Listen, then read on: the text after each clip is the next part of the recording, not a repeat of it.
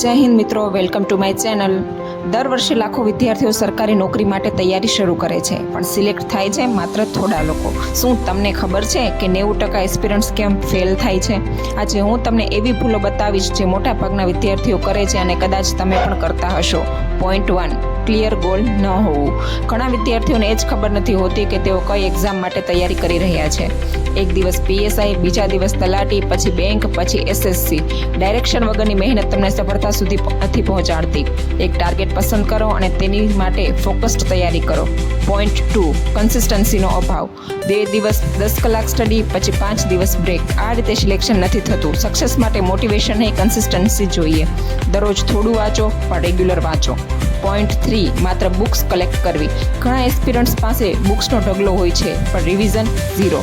વધારે બુક્સ નહીં, સાચી બુક્સ અને મલ્ટિપલ રિવિઝન જરૂરી છે। લિમિટેડ રિસોર્સિસ રાખો અને એને વારંવાર રિવાઇઝ કરો। પોઈન્ટ 4, મોક ટેસ્ટ ન આપવું। ઘણા વિદ્યાર્થીઓ ફક્ત વાંચતા રહે છે, પણ એક્ઝામ જેવી પ્રેક્ટિસ કરતા નથી। મોક ટેસ્ટ વગર તમને તમારી વીક પોઈન્ટ્સ ખબર નહીં પડે। દર અઠવાડિયે મોક ટેસ્ટ આપો અને એનાલિસિસ કરો। Point 5, social media destruction. 5 minute માટે ઇન્સ્ટાગ્રામ ખોલો અને 2 કલાક ગાયબ। આ સૌથી મોટો ટાઈમ કિલર છે। સ્ટડી ટાઈમ દરમિયાન ફોન સાયલેન્ટ અથવા દૂર રાખો। યાદ રાખો, એક્ઝામ મુશ્કેલ નથી, ડિસિપ્લિન મુશ્કેલ છે। જે વિદ્યાર્થી સતત મહેનત કરે છે એ જ આખરે સિલેક્શન મેળવે છે। જો તમે પણ સરકારી નોકરી માટે તૈયારી કરો છો તો આ વિડીયો તમારા મિત્રો સાથે શેર કરો અને આવી જ મોટિવેશન અને પ્રિપેરેશન ટિપ્સ માટે ચેનલને સબસ્ક્રાઇબ કરવાનું ભૂલતા નહીં। Thanks for watching.